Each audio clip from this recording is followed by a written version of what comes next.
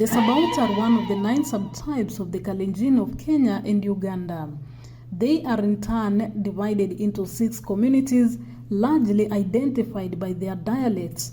These dialects of the Sabaot language are the Pok, Somek, Mosop, Kony, Bong'omek and Sabiny. Being resident around Mount Elgon, the original homeland of the most Kalenjin, the Sabaot are seen as the keepers of the authentic Kalenjin tradition. They and the area they inhabit are often referred to as Kapkugo, meaning grandparents' or ancestors' place by other Kalenjin. The Sabaot were among the southern Nilotic-speaking communities, in essence, Proto-Kalenjin, who moved into the western highlands and the Rift Valley region of Kenya around 700 BC. Rogers Maru. I'm a journalist by profession. Currently, I work with a local radio station called Kony Radio as a radio presenter. Sabaot people, like any other Kalenjins, are originated from Egypt. When they came from Egypt, they all followed River Nile. They came through Sudan. At the first, they settled in Sudan for a period of like about 10 years, according to the history. Then thereafter, they dispersed. These Kalenjin people dispersed. Some went through Ethiopia, some came through the Uganda route, and they settled again in Uganda, the slopes of Mount Elgon in the Uganda region. In this period of time, they were still together as Kalenjins. They are still the 9 subtypes of Kalenjins, but immediately came from Uganda. Some entered Kenya through the northeast of Uganda, then some came through the southeast of Uganda. But where did these people settle? The traditional account states that most Sabaot once lived at a place called Sengwer, which is near the Cherengani Hills. The patriarch of the Sabaot community is said to have been a man called Kingo who moved to Kony from Sengwer. It is said that Kingo had 4 sons, Chebok, Chepkony, Sabiny, and Chebomong. These sons, or one of them, at least once broke a guard belonging to their father, and Kingo, being very mad, banished them from their home. The 4 sons dispersed, some to Bungoma and others to areas further south and west. Wherever each of these sons went, they established a clan, and at a later date, these clans returned, becoming the main clans of the Sabaot community. They entered into Kenya through the slopes of Mount Elgon, and they settled in Mount Elgon for a period of time. After some challenges, there were some challenges that they faced. One being a lack of food, another one being an outbreak of some diseases, another one being that Kalenjins being a tribe that has some special leaders, that is, we call it Orkoyot. So these people subdivided into different Orkoyot. Nandis left Mount Elgon through the current place at Trans Nzoia, and that's how they went to through Nandi Hills. Sengwer also left to Mount Elgon through the current Trans Nzoia. That's where they are found now in Sengwer. As these all other communities were living, a community called Sabaot was left behind. Although Sabaot itself is not an original name, but the original name is Kony. Kony was derived from, was named in colonial period when the whites came in. They say that these people are, their culture resembles of the El Kony of Maasai. And that is how the whites came up with the name El Kony, the present day Mount Elgon. These people are initially the Kony speaking people, but after some time towards the independence, they came in, some leaders sat down and wanted to unite the community as a whole. So they came in with a common name, and this common name now became the Sabaot. Sabaot is a collective term that has a special meaning, as he explains Mr. Maru. And to my knowledge of understanding, it comprises of all those dialects that are found in Sabaot community. These dialects are Sebei, Kony, Mosop, Bok, Somek, and Bong'omek. I think there are 6 subdialects that form the Sabaot community. These dialects are also named according to their place of living as geographical position, and they slightly differ in the accent of the language they speak, but they easily they communicate easily and they understand each other. However, the accent may be different, a little bit different, but the language they speak is almost common. You will find that a Kony speaking and a Bok speaking, they can understand each other very well without requiring someone to translate. So that's how this Sabaot language came in. And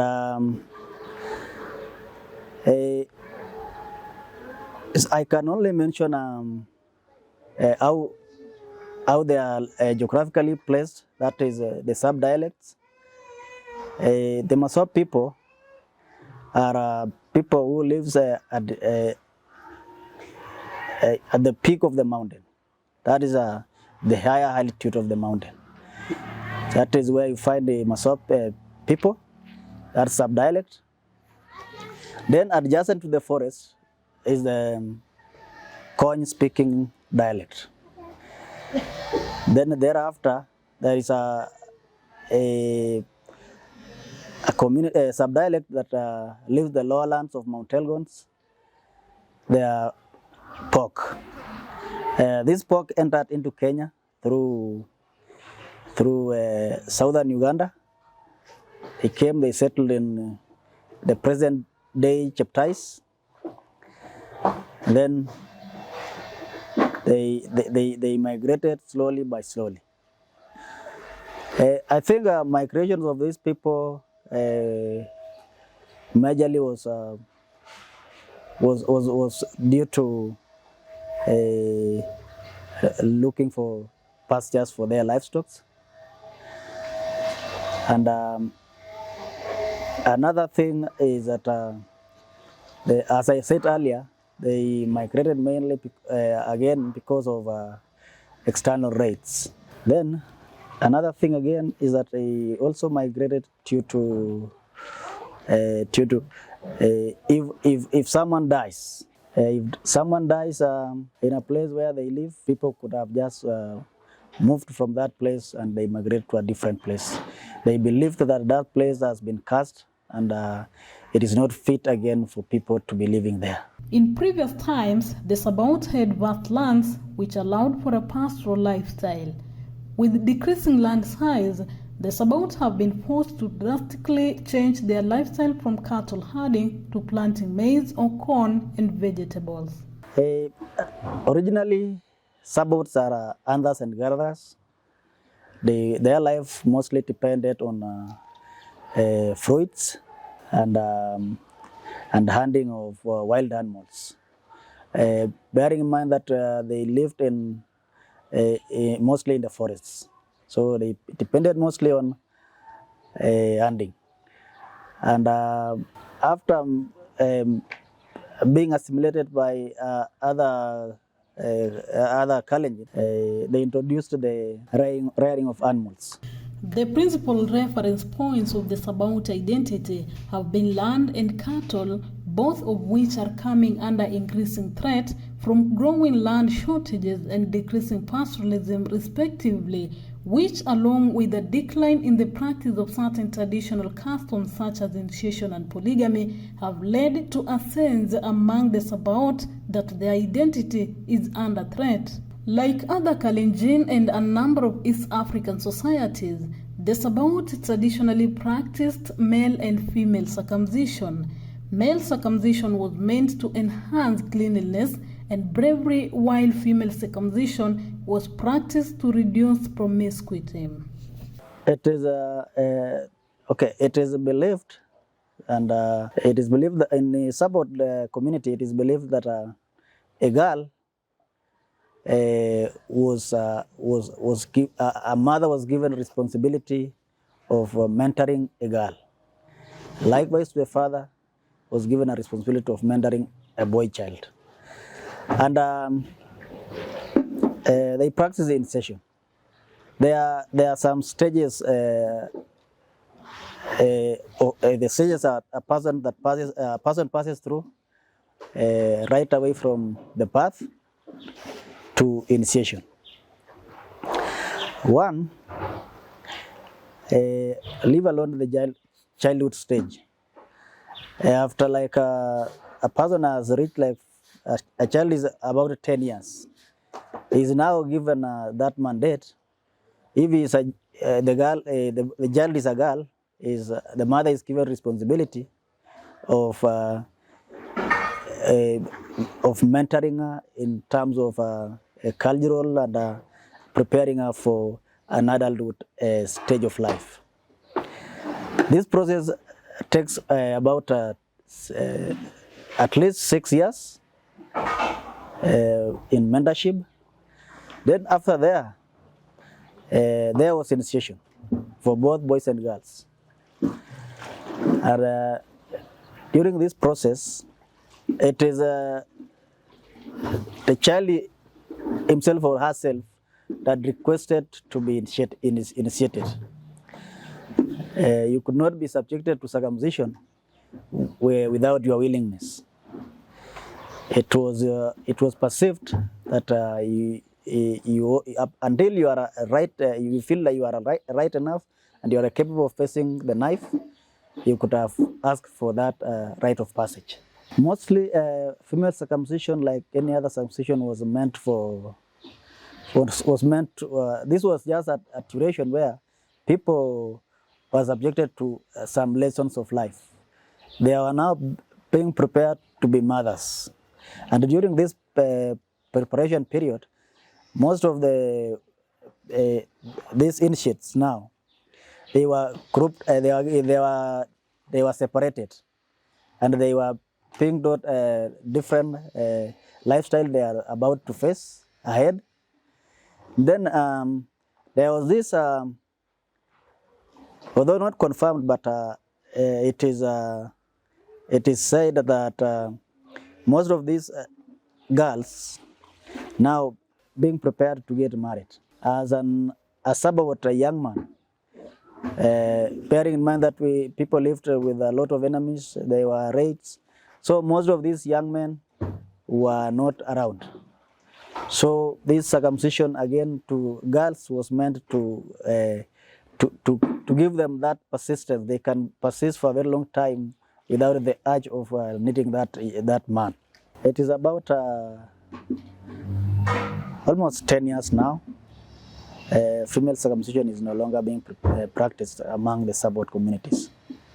First, after now people have acquired this formal education, most of these organizations came in, and there was this anti-FGM organizations that they organized a lot of seminars, a lot of what now teaching our girls on on the disadvantages of being circumcised. And I think after now being taught and Christianity entered in, people abandoned it slowly by slowly. And I think up to date, there's no circumcision of girls. Did you know that the Sabaot community is a very unique tribe compared to any other tribe in Kenya? This is why. What makes us very unique from other tribes is that one, our geographical location first. We are people who are adjacent to the forest. Some live in the forest, And like other communities cannot live with trees and wild animals harmoniously. So that one gives us a unique culture and activity. Then secondly, it's our language. The language that we speak is very different from any other Kalenjin. Although other Kalenjins may hear us, but they get hard time to get what we say, what we speak. The Sabaot had the Orkoyot system of leadership that was used to settle disputes among the people.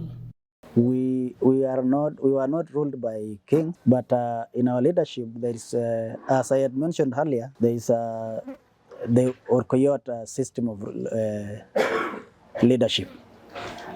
These are special people, the special leaders that could, they had powers to oversee. They could be people who could warn the community about what is about the calamities that may arise ahead. People who had those powers, and these powers are supernatural. Any other community, any other person could not just claim to be having those powers, but they were just supernatural powers from specific families. Initially, we had this, as I said, Orkoyots. These were people who could give directions in the community. They could even solve disputes. Not solving disputes among the community members, but if there are disputes that touch our community with a neighboring community, we could use them to solve these disputes. Then currently we have got Council of Elders. We have got Sabaot Council of Elders that comprises of those 6 subdialects. Each and every subdialect has a representation in the Council of Elders. So wherever something arises, let's say in Kony subdialect, a chair of that subdialect first tries to evaluate the harm. If he can just finalize himself, he can finish, and he can handle the issue. He handles at that level. But if it's something that he cannot handle at a personal level and at a subdialect level, he now passes through to the Supreme Council of Elders. This community has produced great leaders in this country, as he explains, Mr. Maru. Yes, currently we've got, the community has produced leaders. Currently we have got, not even currently, let me start from the MP Mount Elgon. The first MP of Mount Elgon was Honorable Wilberforce Kishero, who is a Sabaot. Then after him, they came in Daniel Moss, who is also a Sabaot. Thereafter came in Joseph Kimkung. Then the late John Bomet Serut. Then currently we have got Fred Kaponti, who is all those are Sabaots, and they have all have served as MPs of Mount Elgon. Other notable people in this community include Robert Pukose, who is the current Member of Parliament for Saboti constituency, Moses Masai, an Olympian and a champion in the 5,000 meters and 10,000 meters, and Lynette Masai, a 10,000 meters Olympic champion. See you in the next episode as we explore the rich culture of the Sabaot community. Remember to subscribe, like, and comment on our channel. Thank you for making us your #1 online TV station.